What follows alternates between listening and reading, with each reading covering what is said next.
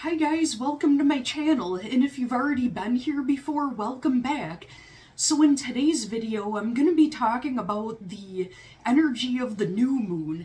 Now, people talk all about the full moon and, all the cycles of the moon are important. And the new moon is often very underrated. So the new moon is all about intention setting and planting those seeds to manifest. And I'll talk about some crystals that are good to work with for its energy. Today happens to be the new moon in Taurus. I'll make a separate video about specifically the new moon in Taurus. But today I'll talk about new moons in general. So depending on what sign it's in, that's when you want to set those intentions and plant those seeds regarding things that are related to that sign. Like, for example, it's the new moon in Taurus, so that talks all about stability, growth, nourishing, things that are Venus related, the senses, connecting to the earth. And that's Taurus specifically. Now, let's say it was a new moon in Aries, for example. That's warrior energy. That's manifestation energy. That's, like leading, pioneer, originality type of energy. So you could plant some seeds to manifest with things that have to do with Aries energy. So new moons in general, so while it is feminine energy because it is about the moon, because it's about manifesting and setting intentions, it's also masculine. So there's a few ways to work with it. So stones that are related to strong moon energy that you can work with, much like my previous full moon video, is labradorite. That one is very connecting to the moon energy. It's protective, it connects you to the third eye, and it opens your eyes up to see how everything is all interconnected. See, people think of the third eye as just psychic things and everything involving, like the sixth sense, but it's really all about being more in tune with synchronicities and having connect the dot moments. And, I know it sounds cliche, but the third eye also has to do with the message of we are all one, we're all connected. It's very feminine, and it does get you in tune with your confidence in your own intuition. You already have a strong intuition inside you, but it's a matter of tapping into it. Labradorite combined with the strong energy of the moon helps connect you to that. And also, so there's a couple of varieties of moonstone. So there's a peach moonstone, and that one's like a uplifting, joyful, creative type of energy. And then there's also your gray moonstone. Sometimes it's also called black moonstone. It's hard to pick it up on camera, but they all have like a little bit of a iridescence to them. And then there's one that's a combination of both. I don't really see those too often, but it reminds me of like a tortoiseshell or like calico cat markings. So moonstone is very feminine. It connects you to your higher self. It connects you to your intuition. And the new moon and full moon are very powerful times for that. So now the difference between gray moonstone and peach moonstone energetically is, while they're both creative, the peach moonstone is a little bit more about joy and creativity, and it's got like a little boost of uplifting energy. Gray moonstone, it's kind of almost like hibernating and taking a nap to kind of recharge for the next chapter.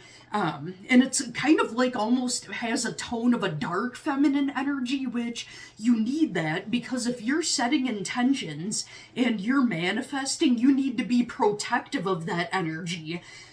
Just like when people talk about don't tell everybody about your goals, you want to protect what you're working on from outside energies. So it kind of works like that, which brings me to also talk about, I've mentioned this so many times, black tourmaline. It's grounding and protective.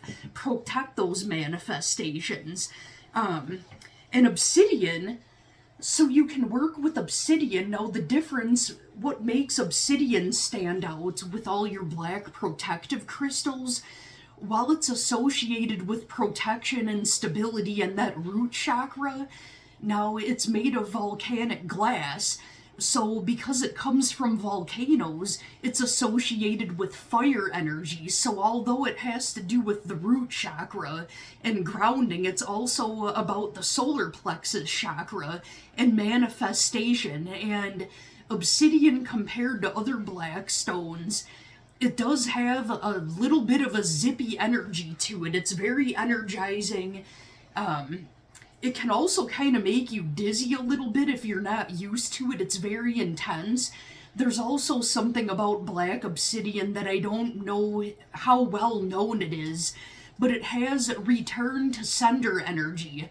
So if you've been feeling like someone's giving you the evil eye, you feel like people might be, maybe they don't have the best intentions for you, you don't even have to know who it is. You just set the intention into it, and any negative energy that's aimed at you will automatically just be sent right back to the person that's trying to send it towards you, without you even knowing that anybody's sending you negative energy at all, or knowing who they are. Sometimes it's better that way, because do you really need to know who it is? I feel like all that would do is exasperate the situation, and then they win, because they know that you know about it, and then it upsets you more, and then it sends you into a low vibration, and that's exactly what the haters would want. If there are any. I don't know why on earth people waste their energy on being a hater. It makes zero sense. But if you have that going on, or if you feel like, there's people sending you crappy vibes, this is really good for that. Also good for planting seeds and manifesting, because it's connected to that solar plexus energy. Also, something to note about obsidian, it absorbs a lot of toxic, negative energy, so it does need to be cleansed a lot. Saging it is a good idea. You can set it in a bowl of salt with the intention of clearing it of the negative energies. You can't do this with all crystals and stones, but obsidian, you can run under, like, tepid water. You can't do that with all stones, though. Certain ones are fragile, certain ones can't get wet, but obsidian is okay for that. And if that's too intense for you, you can work with obsidian that's a variety like snowflake obsidian, where it's black but it has that little white speckling to it. Also, rainbow obsidian is a good one to work with. They're not so heavy, they're a little bit more cheerful and uplifting, and they still have that protective obsidian quality to them, but it's not so intense. It can be a lot for some people. And then, last but not least, well, almost last, so then we've got citrine.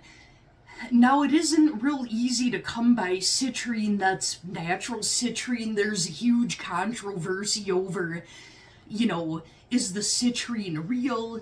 Some of it's heat-treated amethyst. I've learned about different ways that you can tell. Now, if you find out that your citrine happens to be heat-treated amethyst, but it's working for you, well, who cares what it is?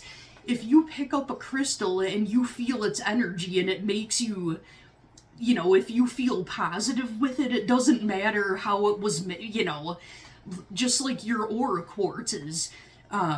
They're coated with that titanium, like it's man-altered, and some people are like, oh no, if you vibe with it and you like it, it doesn't matter. I mean, it's rainbowy, it's pretty. If you like it, who cares? It's good to be aware of, if something was man-altered or not. This, as far as I know, is Brazilian citrine, and it is genuine, as far as I know, because, what if it's glass? Well, one way that you can tell the difference between quartz and glass is quartz feels extremely cool to the touch, so does glass, but quartz is like ice freaking cold. That's a good way to tell if it's quartz versus glass. And, it's got like tiny little inclusions in it, But if you see little bubbles in it that look like they're perfectly round, that's a good indication that it could be a resin or a glass. If it has white to it, that's an indication that it could be heat-treated amethyst, and there's even irradiated smoky quartz. No one really... It's really hard to tell. I mean, unless you go to a gemologist or, somebody with jeweler's loops, it's difficult to tell. All I can say is if you're feeling its energy, work with it if you like it. And certain crystals are going to work with you at better times than others where you felt nothing from it before, and then one day you pick it up and you totally feel all the vibes. Anyways, I'll quit rambling about that. Where I was going with citrine is it's excellent for manifestation. It has lemony, fresh, bouncy, sunshiny energy, and it's a very, very uplifting stone. And because, mostly because it's for manifesting and intention setting, that works out perfectly with the new moon energy. And honestly, the balsamic moon, also called the old moon or a waning crescent, where the moon is shrinking and it's like 3 days leading up to the new moon. That's when you would see it in the early morning sky before sunrise. That moon, that's your balsamic moon. That energy can feel very heavy and draining and make you feel like you want to nap all the time, and you're just tired, you're drained, and it's not that you're being lazy. You're charging up and you're resetting yourself. Good time for chocolate milk and naps. That's how I feel about it. Now, if it gets too heavy, citrine works really well with keeping that energy nice and uplifted. And guess what? You can still take a nap if you want. And last but not least, clear quartz. Now, the thing about clear quartz is any energy or crystal that you're working on, it amplifies it. So, say you're working with citrine, you're going to get a boost if you add clear quartz with it. Clear quartz is also known as the master healer. Now, there was a time where it was too much for me and it gave me headaches and it was too intense, almost to the point where I'd feel nauseous. It wasn't the time for clear quartz in my life during that moment. Over the last couple of months, I've been working with clear quartz, and it energizes me like a freaking squirrel running around the room that had too much coffee, and boosts the other crystals around me. So, if a crystal doesn't work for you during that exact time, it may pop up in another part of your life. If you're at a crystal shop, or like a crystal fair, anywhere where you're looking at crystals, don't even look at the meanings or anything. Honestly, pick out whatever one you're drawn to, buy the thing, obviously if it's within budget, within reason, and then when you look at what kind of stone it is, look up the meaning later, and I guarantee it's going to relate to exactly what was going on in your life, and the light bulb will go off. Oh, that's why I needed that. And I did leave another one out also. This is a good all-purpose crystal for pretty much for any time, full moon, new moon. So selenite, you can buy it in big towers like this, you can get small pieces, you can get it in bracelets. This is one that you don't want to get wet. Science talk, so on the Mohs scale of hardness, this is on the way softer end. It's very, very fragile, and if you get it wet, it can be damaged. This is a variety of satin spar selenite. That's another one where there's controversy. Oh, that's not real selenite, it's satin spar. Well, they're all from the gypsum family. It's spelled Gypsum, in case anybody was curious and wanted to know. So the one that they call window selenite is real selenite. They're all selenite. And then there's your variety of desert rose selenite. Honestly, I've never worked with either of those, so I can't really speak on that. But the one you're gonna find that's the common one in crystal shops and online, or, buying a selenite lamp or a selenite tower, those are your satin spar varieties. At first, when I would sleep with it on the end table next to my head at night, I'd get a lot of headaches. And then over time, and I'd give myself a break from it and move it to a different part of the room. And then I did some research and learned that the headaches, it could have been possible that it's from it clearing out blockages, or it's too strong, and that's what the clear quartz was doing too.